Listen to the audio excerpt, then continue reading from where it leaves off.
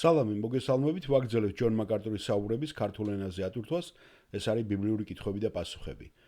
შემდეგ კითხვა ძალიან ტექნიკური ხასიათისაა და მე უნდა ვაღიარო, რომ მეც არ მახსოვდა ეს ადგილი და არ ვიცოდი ეს ნიუანსი, მოსმენელი მაქვს, მაგრამ ეთყობა მეც გამეპარდა, კარგად არ დამამახსოვრდა, არის ადგილები რაღაცები, რომ დაგამახსოვრდება და სუზის, მაგრამ აი ეს კონკრეტული მაგალითი არ მახსოვდა და კარგი არის რომ ჩვენს გავიმდიდროთ ინფორმაციულად ეს თუ ვინმე შეგვეკითხება ამას, ხომ?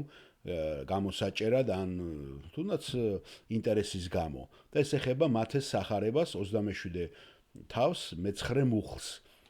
სადაც ლაპარაკი და მე მინდა რომ თლიანად წაგიკითხოთ ეს ადგილი, უფრო გასარკვევად რო იყოს, ხო? ეს არის მათეს 27 თავი.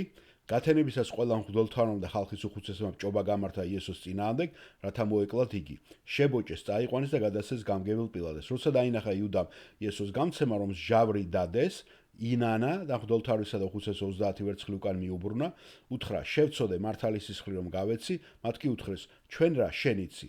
ვერცხლი ტაძარში დაყარა, გამოვიდა, წავიდა და თავი ჩამოიხრჩო. მღვდელთმარემ აიღეს ვერცხლი და თქვეს: "არ შეიძლება ამის საგანძურში დადება, რადგან სისხლის საფასურია". მოითათბირეს და იყიდეს იმითი მეთუნის მინდორი უცხოთა სასაფლაოდ. ამის გამო იმ მინდორს დღემდე სისხლის მინდორი ეწოდება. და აი ეს არის მე-9 მუხლი. მაშინ აღსრულდა წინასწარმეტყველი იერემიას მიერ ნათქვამი, რომელმაც თქვა: აიღეს 30 ვერცხლი საფასი შეფასებულისა, ძალიან არ მომწონს ეს ფასი შეფასებულისა, ალბათ უნდა იყოს 2015 წლის ის არის ეს ვერსია, ისრაელის ზეთა მიერ და მისცეს იგი მეთუნის მინდორში, როგორც მიბრძანა მე უფალმა. ხედავთ? და მე გრძელდება იესო კი გამგებლის წინაშე წარსდგა. ლაპარაკი აქა იერემიაზე, რომ ეს არის იერემიადან. და ნახეთ კითხვის დამსმელი სალიმი ალბათ სალიმი უფრო მუსლიმანური წარმოშობის უნდა იყოს, ჯონს ესალმება და არიან არაბები, მეც ვნახე არაბები, არაბული წარმოშობის პიროვნებები, პაკისტანელებიც იშვიათია, მაგრამ არიან წარმოშობის ქრისტიანები და აი ჯონ მაკართურანაც აგერ მოხვდა პიროვნება და სვავს ამ კითხვას. გამარჯობა ჯონ, მე მქვია სალიმი. მათეს 27 მე-9 თავში არის წერილი იმის შესახებ, რომ მათე ციტირებდა წმინდა წერილის ძველი აღთქმინა და მის ნაცვლად ერემიას მიეწერდა, მაგრამ სინამდვილეში ეს ზაქარიასგან არის. ნახეთ მე-9 იმაზეა ლაპარაკი. რატომ ამბობს იერემიას ნათქვამი, როცა ეს ზაქარიედან არის? ადრეც დამიცეს ეს კითხვა, ნამდვილად არ ვიცი ამაზე როგორ უპასუხო და ჯონ მაკარტური პასუხობს. ძალიან საინტერესოა რომ ეს იკითხეთ, საოცარია, სადაც ნათქვამია გახსოვთ ხომ, აღსრულდა იერემიას ნათქვამი. ნება მომეცით გითხრათ რა არის ამის საუკეთესო ახსნა ჩემის აზრით. ის ციტირებს იერემიას მიერ ნათქვამს და შემდეგ ეს ხდება ციტატა, რომელიც მოდის ზაქარიასგან. და ამის ორი მიზეზი არსებობს. მიზეზი ნომერ პირველი ისაა, რომ გზავნილი აქ შეიცავს იერემიას. გასაგებია, მაგრამ ზუსტი სიტყვები, კონკრეტულად ციტირება მოდის ზაქარიასგან. მაგრამ ერემია, იმიტომ რომ უფრო პრიორიტეტული წინასწარმეტყველი იყო, ამიტომ ერემიას მიაწერს ავტორი, მათე. მეორე მიზეზი, ძალიან მნიშვნელოვანი მიზეზი, წინასწარმეტყველთა თალმუდურ წესრიგში, რომელიც ებრაელმა შეადგინეს, თალმუდში იერემია იყო მთავარი სახელი წინასწარმეტყველთა როლში. ამიტომ იერემიას მითითება შეიძლება იყოს მითითება მთლიანად წინასწარმეტყველთა მთელ როლზე. ასე რომ ძალიან სავარაუდოა ის უბრალოდ ხედავს იერემიას როგორც მთავარ წინასწარმეტყველს და პრიორიტეტს. ხედავთ? პასუხი ან ერთია, ან მეორეა. ეს არის ჩემი აზრი ამასთან დაკავშირებით. და სელიმი კიდევ აგრძელებს ამ კითხვის გარდა მე აღარ გამოვყავი ცალკე და ეხმაურება იმ ქალბატონს, რომელმაც ენებზე დასვა კითხვა. მადლობა ჯონ, უბრალოდ მინდა კომენტარი გავაკეთო იმ ქალბატონზე, რომელიც ჩემს წინ იყო და ენების თემაზე დაგისვათ კითხვა. მე მყავს მეგობარი, რომელიც ექიმია, იმ ქვეყნიდან, საიდანაც მე ჩამოვედი. ბუნებრივია, ესე იგი, გულისხმობს სადღაც არაბულ ან შუა აღმოსავლეთის ქვეყანას. შეიძლება ფილისტინელიც არის, არ ვიცი. და იქ ბენიჰინი იქაურია წარმოშობით, რო იცოდეთ. ასე რომ შეიძლება ამანაც გავლენა იქონია.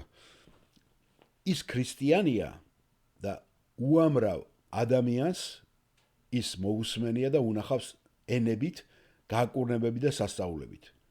და ის ლაპარაკობს სხვადასხვა ენებზეც. ამის გამო ბევრი ადამიანი მოვიდა ქრისტესთან.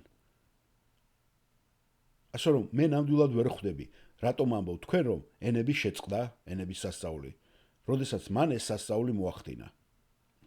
ჯონ მაკარტური არ იბნება, ნება მომეცი დაგისვათ ეს შეკითხვა. არის თუ არა ენების ნიჭების მტკიცებულება თქვენი მეგობრის გამოცდილება? თუ ეს არის წმინდა წერილის და ეს ჩვენება. ეს ჩვენებაა, უთხრა. კარგით, ასე რომ არ მჭირდება თქვენი მეგობრის გამოცდილებაზე მე პასუხის გაცემა.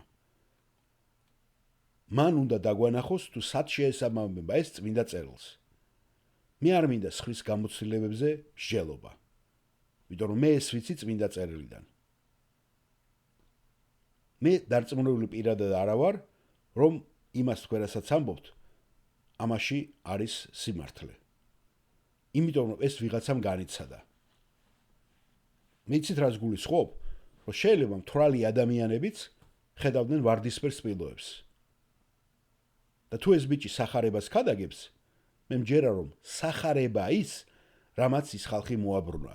იმიტომ ეს იმდენად ძლიერია, რომ ისაბრუნებს ადამიანებს და არა პიროვნების ვიღაცის რაღაცა საქციელი. ხალხი ამისგან გადარჩა და არა ენებზე საუბრისაგან. მე არა ვარ დარწმუნებული, რომ ეს, რასაც თქვენ ამბობთ, ეს არის კიდე დამატება იმ სახარებაზე. სახარებას არ ჭირდება არაფრის დამატება. მე არ უარყოფ, რომ ღმერთი არის სასწაულების ღმერთი და არ უარყოფს, რომ შეიძლება არის დრო და შემთხვევა, როდესაც ღმერთმა შეიძლება ვინმე ენაზე უცება ალაპარაკოს და უნარი მისცეს.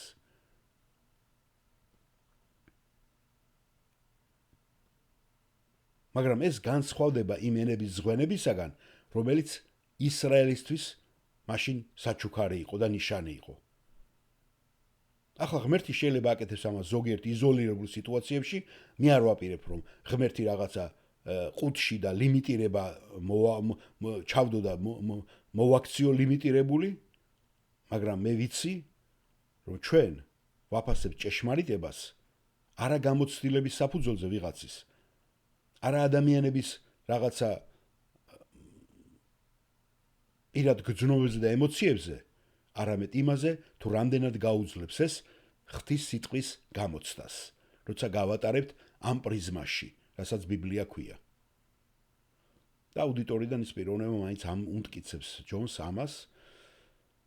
დიახ, ის ენებზე ლაპარაკობდა, იმიტომ რომ სხვა ენები მან არ იცოდა. და ლაპარაკობდა ლოცვის სახით. და მე ხო გითხარით ავსტრალიაში ეს გაურკვეველი ენაზეა ლაპარაკი, რაღაც ბალაბულაზე და არა არსებით ენებზე. არსებითი ენები შეიძლება ადამიანო ნებისმიერი ნიჭით, როგორც სააკაშვილი ყველა ვიღაცები ენებზე სწავლობენ და აქვთ მეტი უნარები, მაგრამ როცა შენ ამას მიაწერ რაღაც განსაკუთრებულ ღმერთის სასწაულს, ეს არ არის სწორი.